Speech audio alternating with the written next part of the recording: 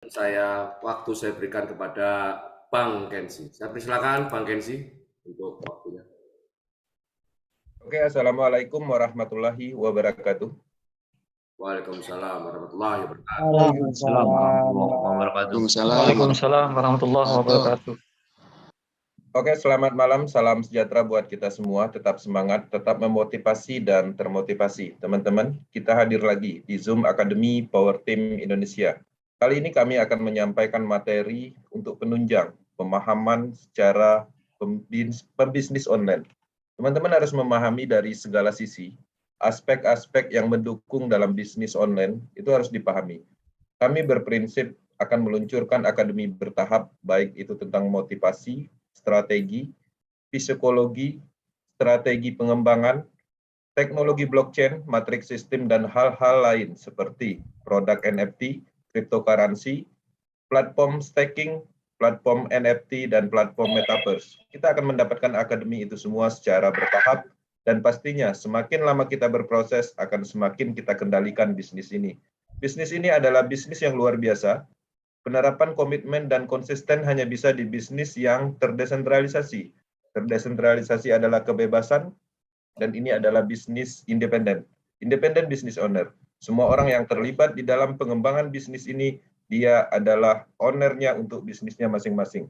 Kita bangun bersama-sama. Bisnis ini akan besar, karena kita melihat fenomena yang luar biasa, sebuah penemuan baru di era digital blockchain, yang mana penemuan strategi pemasaran atau sistem pemasaran baru yang merupakan generasi network berikutnya yang dikembangkan oleh Lado Oktanikov dan ditemukan oleh Lado Oktanikov. Pola pengembangan ini cukup berbeda, pemasaran matriks sistem dengan sistemnya, kemudian produk NFT dengan NFT yang unik, kemudian pola pengembangan atau cryptocurrency-nya dengan menggunakan IDO dan listing di DEX setelah ekosistem sempurna. Ini menarik, ini adalah sebuah hal yang harus kita tunggu. Kita tidak bisa melewatkan kesempatan baik ini, karena bisnis ini cukup kuat secara ketahanan sistem dan teknologi. Oke teman-teman, mungkin di Zoom malam ini ada beberapa orang yang mungkin belum kenal, salam kenal. Saya Kenzi dari Batam, dan saya ucapkan terima kasih telah hadir di Zoom malam ini. Dan ketika space Zoom ini penuh, kami juga menyediakan fasilitas untuk akses live streaming di YouTube. Live streaming YouTube juga kami monitoring untuk tanya jawab. Untuk teman-teman yang menanyakan tentang matriks sistem, bisa atau untuk menganalisa matriks sistem matriknya masing-masing bisa mengirimkan address walletnya ke kami. Kami akan cek dan kita akan tayangkan dan jelaskan. Oke, di sini saya akan menyampaikan materi yang berhubungan dengan pemahaman YouTube. Ini penting karena pada prinsipnya YouTube itu adalah sumber informasi. YouTube itu adalah sumber uang. YouTube adalah sumber kita untuk berkreativitas. Nah, di dalam pengembangan Metaverse, teman-teman bisa memanfaatkan YouTube dari sisi menyampaikan informasi atau materi, dari sisi bahkan teman-teman bisa memanfaatkan komunitas Metaverse untuk monetis iklan dan mendapatkan uang. Dan bukan hanya itu lagi, teman-teman bisa memanfaatkan komunitas besar ini dengan materi-materi yang baik untuk pengembangan YouTube, yang mana subscribe-nya akan teman-teman dapatkan dari orang-orang yang ada di Metaverse secara maksimal. Itu yang hal yang baiknya, yang positifnya, manfaatkan Metaverse untuk hal-hal yang baik. Nah, di sini saya akan menyampaikan materi dan saya akan luncurkan slide. Oke, saya akan setting.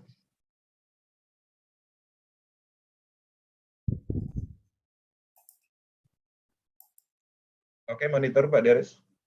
Siap. Oke ya. Oke, selamat datang di Metaverse Power Team Academy. Di sini tema malam ini adalah fenomena review YouTube, ya. Fenomena review YouTuber yang mencari makan dari boomingnya Metaverse. Ini kita harus pahami. Oke, di sini pasti ada tujuannya. Teman-teman bisa melihat tujuannya. Tujuan akademi ini adalah memahami tujuan YouTuber dan mengenal apa itu monetis iklan, subscribe, yang mana itu adalah tujuannya untuk kepentingan individu. Kemudian, teman-teman perlu saya ingatkan lagi, Power Team telah banyak meluncurkan akademi, ya, teknologi, mindset, strategi pengembangan, dan hal-hal lain.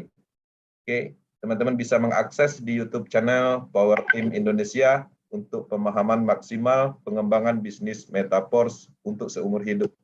Teman-teman, di sini saya akan menyampaikan 2 jenis YouTuber, ya. YouTuber itu terbagi 2, YouTuber positif dan YouTuber negatif. YouTuber positif kreativitasnya tanpa batas, dengan skill dan wawasan luas untuk edukasi dan memberi manfaat kepada orang lain. Satu lagi, YouTuber negatif, tidak ada skill dan hanya copy dari sumber tanpa tahu informasi yang sebenarnya. Teman-teman harus membedakan antara ini, ya, mana yang positif dan mana yang negatif. Kita lanjut. Tujuan YouTuber itu ada 2. Pertama adalah uang, kemudian yang kedua adalah manfaat. Kita bahas satu. Ketika tujuannya adalah uang yang pertama, maka konten dari dia mengambil konten dari sumber lain. Oke.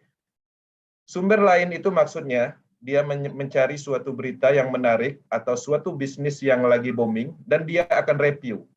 Karena faktor orang Indonesia pada prinsipnya menyukai hal-hal negatif, biasanya hal negatif yang dibahas ketika dia tidak terjun dalam bisnis tersebut. Ketika uang tujuannya, maka YouTuber tersebut pastinya tidak ada skill, itu yang kedua. Kemudian yang ketiganya, tidak ada kerjaan dan berharap dapat uang cepat dengan mereview sesuatu yang tidak sesuai dengan pemahamannya. Nah, biasanya orang-orang seperti itu banyak sekali kita temukan di YouTube karena faktor kekurangan uang bisa jadi, atau mungkin tidak dapat kerjaan, atau mungkin untuk sementara karena tidak ada skill sehingga dia mencoba keberuntungannya di YouTube dengan berharap mendapatkan uang cepat.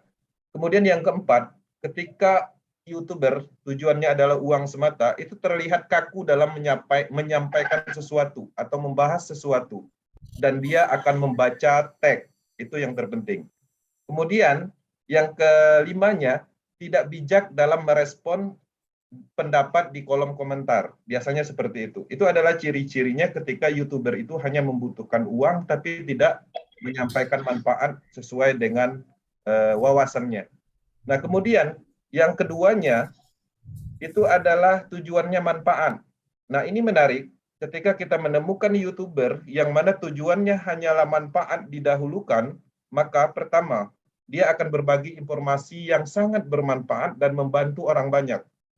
Yang kedua, dia akan menjadi YouTuber, ya, YouTube sebagai media berekspresi menyampaikan skillnya, ya, atau pengetahuannya dan wawasannya untuk manfaat orang banyak.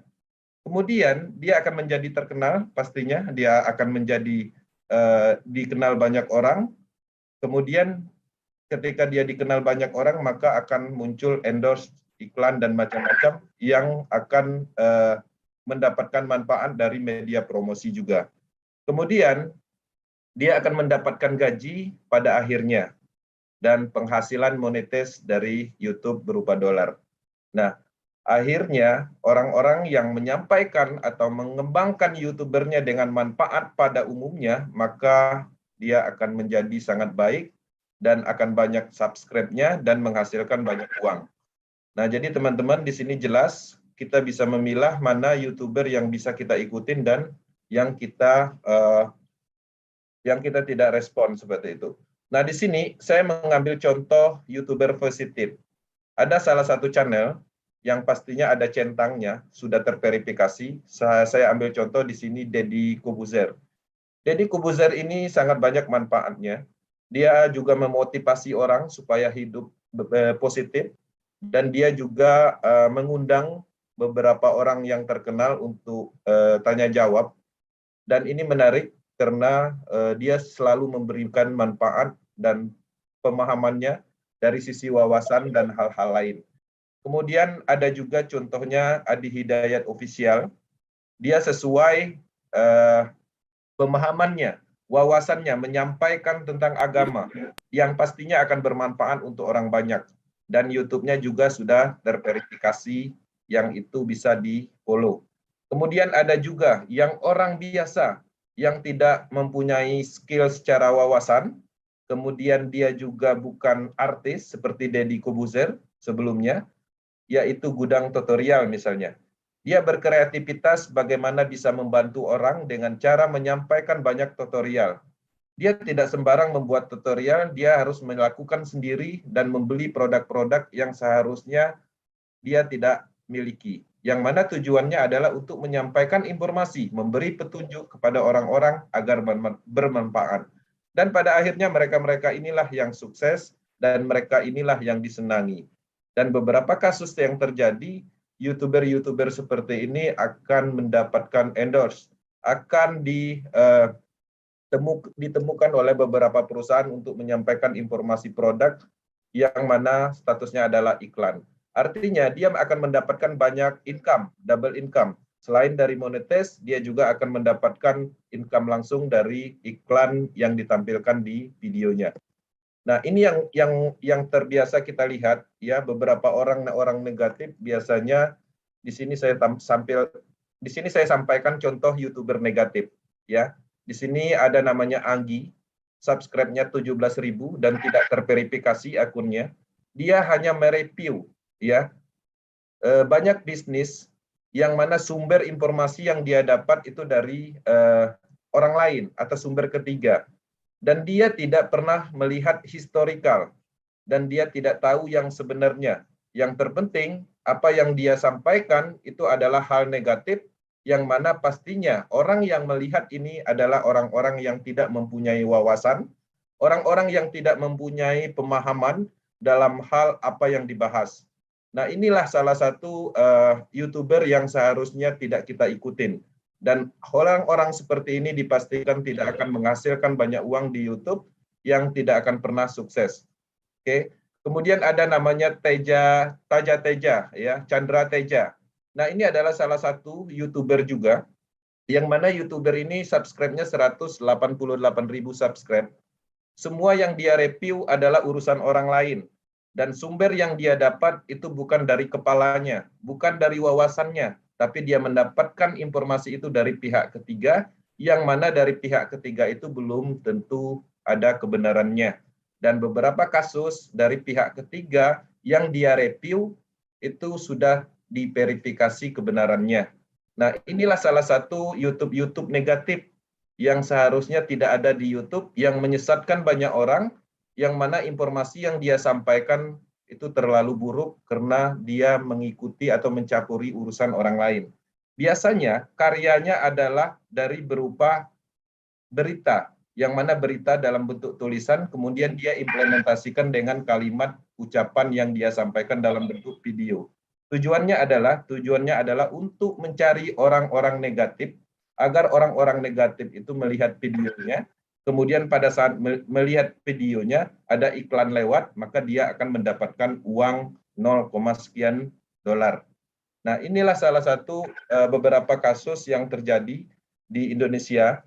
Orang-orang seperti ini pastinya tidak menarik sama sekali bagi orang yang berwawasan, orang-orang positif, karena dia tidak memberikan manfaat sama sekali.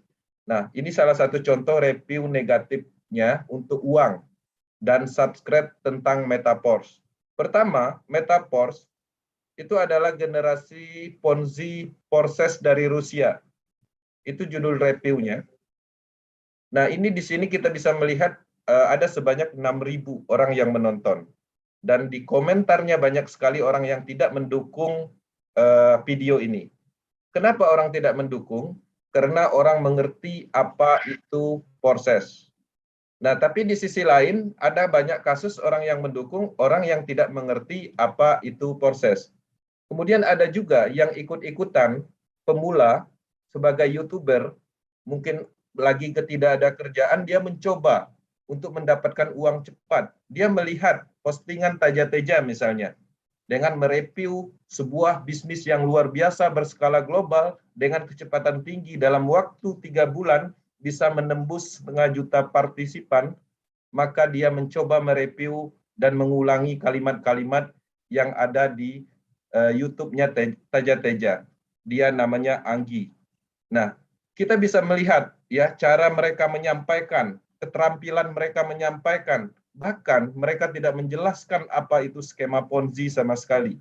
Bahkan di beberapa komentar, dia tidak bisa menyebutkan ya apa ciri-ciri Ponzi itu sendiri.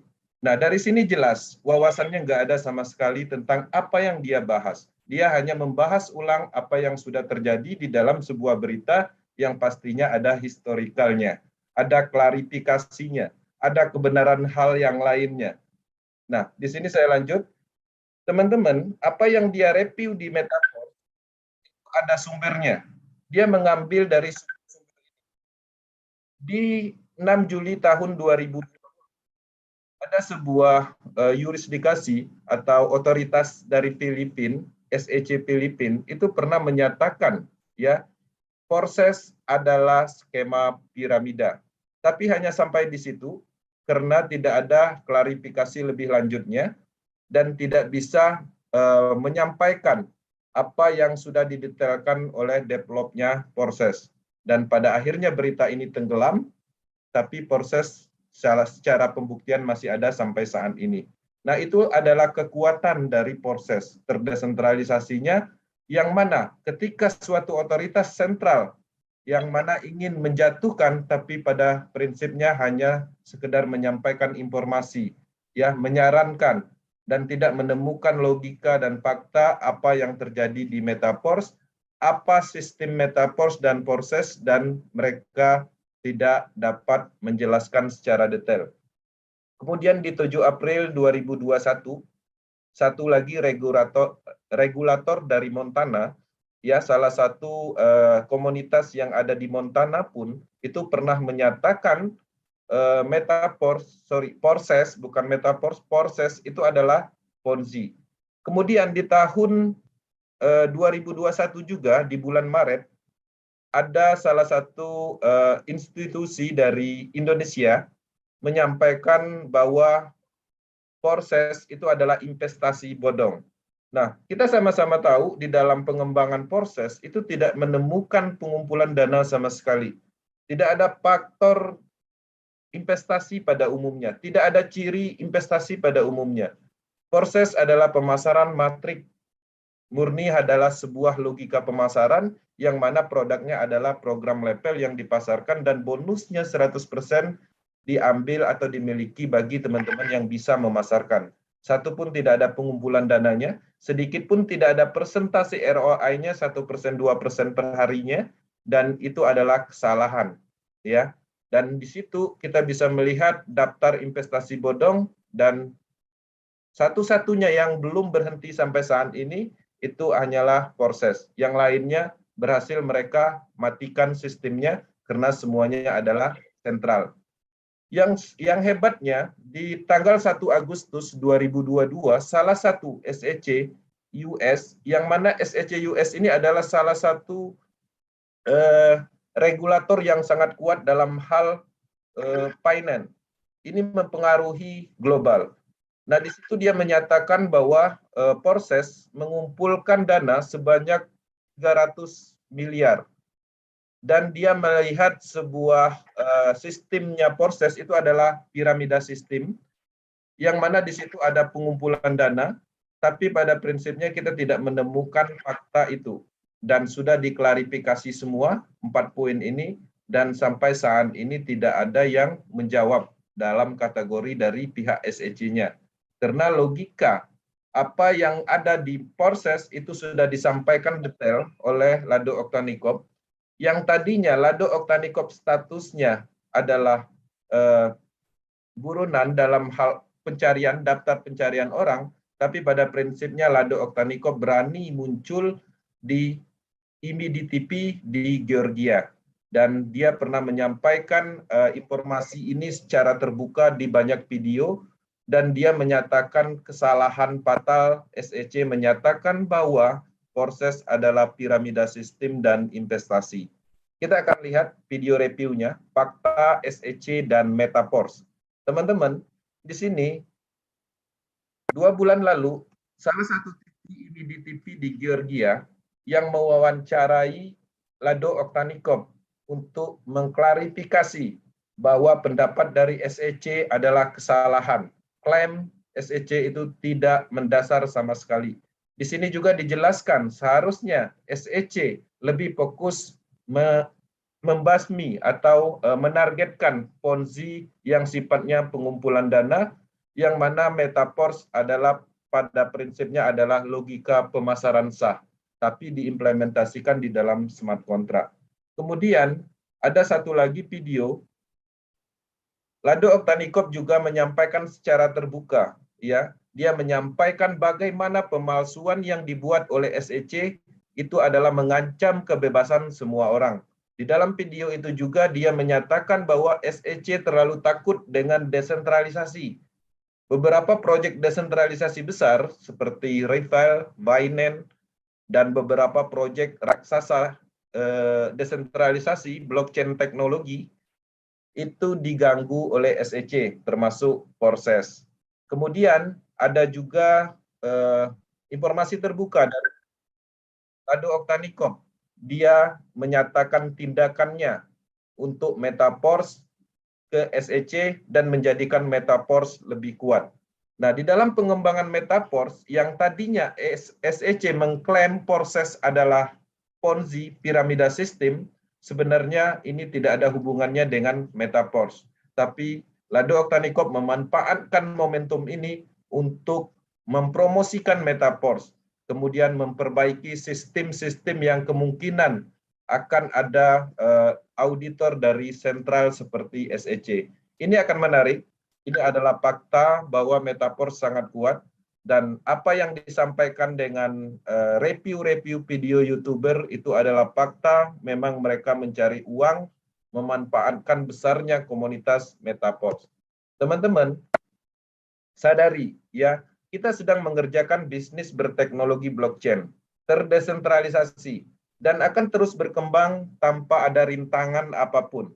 Kita melihat roadmap-nya yang cukup panjang. Semua peluncuran produk atau program yang ada di Metaverse tidak ada unsur sentralnya, tidak ada unsur pengumpulan dana pun sedikit pun, dan sistem ini cukup kuat karena berada di jaringan Polygon.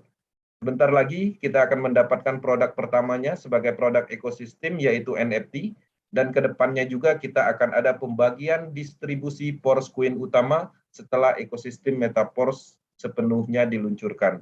Teman-teman, ini akan menarik. Kita akan mendapatkan sebuah momentum, uang-uang besarnya ada di belakang. Sekarang ini kita mendapatkan program klasik sebagai fondasi awal untuk pengembangan bisnis Metaverse.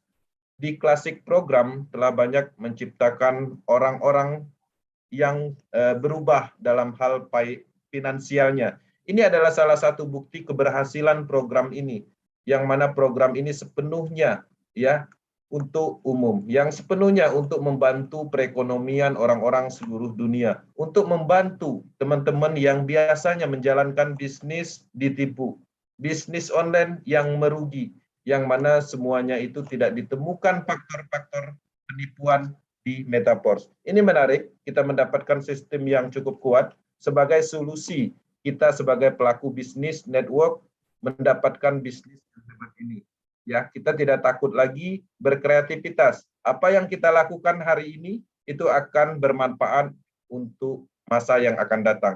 Kita mengembangkan sistemnya, kita mengembangkan bisnis ini, kita memasarkan produknya, maka kita akan mendapatkan hasil secara bertahap dengan peningkatan penuh setelah peluncuran nantinya. Teman-teman, kalau dulu mindset kita berbisnis pemasaran, kita mencari orang. Menariknya, mindset kita di Metaverse, kita dicari orang-orang. Orang-orang akan datang untuk bergabung dengan Metaverse dengan penerapan ilmu pemasaran kita diaktifkan. Ini adalah untuk pemula. Bagi teman-teman yang bukan profesional network, jalankan pola ini. Aktifkan ilmu pemasaran. Bagi teman-teman yang memang profesional di dalam pengembangan bisnis pemasaran atau network, silakan lakukan kreativitas tanpa batas. Pada prinsipnya, matriks sistem dibuat oleh Lado Oktanikop itu hanyalah sebuah sistem yang berlaku untuk umum. Produk-produk digitalnya juga pada prinsipnya adalah semuanya untuk umum yang tidak pernah menyertakan keuntungan individu yang mana tidak ada pengumpulan dana sedikit pun. Ini menarik karena kekuatan dari bisnis ini adalah terdesentralisasi, tidak menyertakan faktor dana, tidak menyertakan faktor sentral dana, tidak menyertakan faktor sentral sistem. Jadi cukup aman ketika teman-teman ingin menjalankan bisnis ini. Teman-teman bayangkan ketika kita ingin menjadi owner, kita harus mengeluarkan banyak biaya, membutuhkan IT, tim pemasaran, tim founder, memikirkan hal ini, hal itu. Itu hanya untuk sebuah kreativitas kita ketika kita berniat menjadi owner. Di Metaforce, semuanya sudah disiapkan oleh Lado Oktanikov. Orang-orang yang terlibat di Metaforce statusnya adalah independent business owner. Teman-teman bisa bebas melakukan bisnis ini, kreativitas tanpa batas, sangat cocok untuk penerapan komitmen dan konsisten. Oke, lakukan bisnis ini, pemasaran ini setiap hari, komit, konsisten, dan fokus. Teman-teman, Power Team Indonesia akan selalu mendukung perkembangan Metaforce secara umum di Indonesia. Kami akan mengkampanyekan bisnis ini, bukan untuk mengajak orang, bukan untuk mencari orang, bukan untuk menjual dalam kategori penjualan langsung. Tapi kami bertujuan untuk memberikan manfaat, memberikan sebuah peluang bisnis yang luar biasa.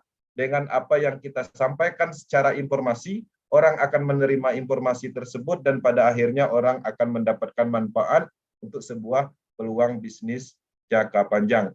Teman-teman, Power Team Indonesia menyiapkan semuanya. Kita ada akademi secara bertahap di YouTube channel, bisa diakses sebagai materi akademinya. Teman-teman juga bisa terhubung dengan tim-tim leader hebat Power Team Indonesia yang tersebar di seluruh Indonesia. Kami juga menjalankan akademi di grup WhatsApp untuk tim-tim yang sudah bergabung. Dan kami juga menyediakan fasilitas-fasilitas umum lainnya untuk mendapatkan informasi Metaforce, yang mana informasi yang kami dapatkan hanya menyampaikan dari global internasional, disampaikan di Indonesia untuk manfaat. Oke, terima kasih. Saya telah menyampaikan materi khusus, yang mana materi ini lebih spesifik untuk pemahaman pengembangan atau mendukung dalam hal pengembangan Metaforce. Ini adalah pemahaman khusus yang berhubungan dengan YouTube.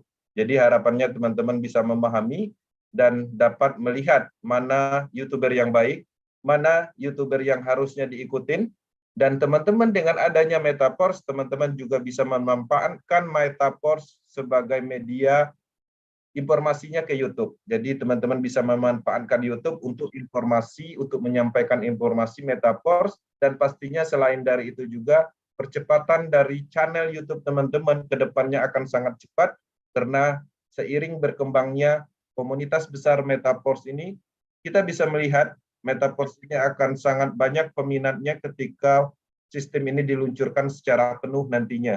Ini belum dimulai, ini masih pra-peluncuran.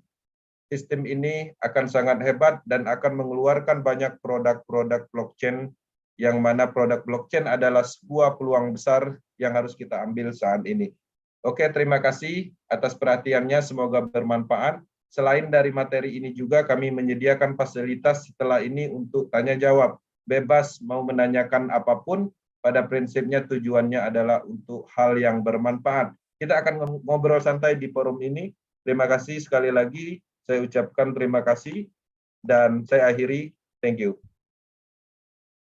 Oke, terima kasih Bang Ensi atas penjelasannya tentang fenomena para YouTuber yang memanfaatkan kehebatan Metaforce, popularitas Metaforce. Namun memang kita tahu lebih banyak orang yang memanfaatkan dari sisi negatif sehingga populer channel YouTube-nya daripada mendukung. Karena apa? Karena ketidaktahuan, karena belum memahaminya cara kerja desentralisasi dari blockchain.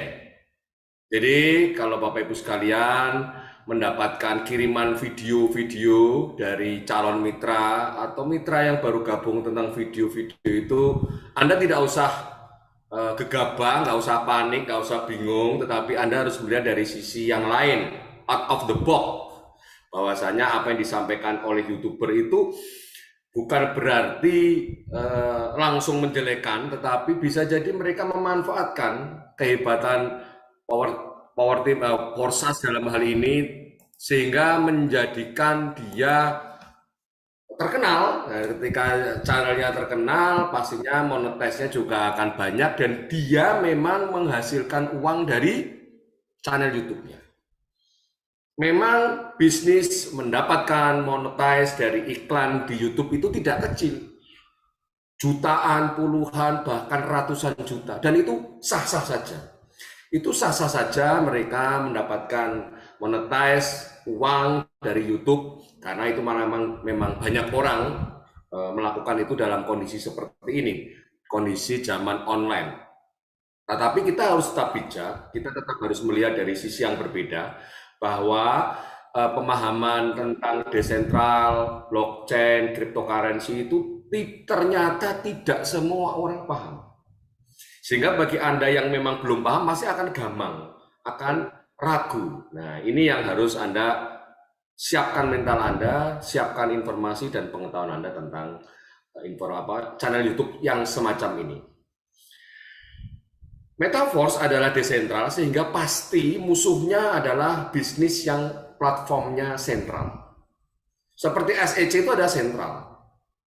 Dia akan kehilangan para pengguna, para nasabah, konsumen yang selama ini dia melakukan investasi di dalam bisnis sentral ketika desentral ini semakin berkembang. Satu sisi kita memang menggunakan desentral, tapi banyak orang yang tidak setuju dengan konsep desentral, yaitu kelompok-kelompok sentral seperti SEC dan lain-lain. Sehingga ketika ada berita-berita yang tentang desentral, dia pasti akan melawannya. Padahal itu adalah dua dimensi yang berbeda. Dua dimensi teknologi yang berbeda antara sentral dan desentral. Baiklah Bapak Ibu sekalian, demikian penjelasan dari Bang Kensi. Dan saya akan kembali ke teman-teman yang ada di sini. Nampak semua teman-teman di sini masih menyimak acara kita, 96 partisipan, dan kita melihat ada 16 pemirsa yang ada di channel YouTube. Silakan Bapak Ibu sekalian, teman-teman yang punya pertanyaan, baik pertanyaan dari mitra, calon mitra, atau dari diri Anda sendiri yang ingin disampaikan, silakan raise hand, silakan menyapa untuk bertanya. Karena kesempatan di Zoom inilah sebetulnya Anda bisa bertanya langsung dan langsung dijawab. Ya. Oke. Apa kita mau nyetel video dulu sebelum ada ide bertanya? Mau nyetel video apa ini kira-kira? Sebentar. Ini suaranya pada diem. Kayaknya saya matikan mic-nya biar saya hidupkan aja, biar cemroet kayak burung beo. Nah, kan? Pak Haris. Ya, Pak Junedi mau bertanya. Pak Junedi mau bertanya. Iya, saya mau bertanya masalah ini tentang pasif dan aktif gitu ya. Yang diharapkan dengan proses perkembangan metaverse ini, khususnya bagi member yang aktif. Nah, yang aktif ini yang ingin saya tanyakan gitu, pada saat kalau cerita memberikan penjelasan pada calon member. Nah, ada istilah mungkin kalau bisa dan memungkinkan tuh prospek sebanyak-banyaknya. Nah, bedanya itu di mana? Apakah salah satu contoh misalnya kita memberikan penjelasan kepada satu orang itu gabung, kemudian terjadi recycle ya kan, itu recycle-nya itu ke kita ya, kemudian 2 orang juga sama, 3 orang juga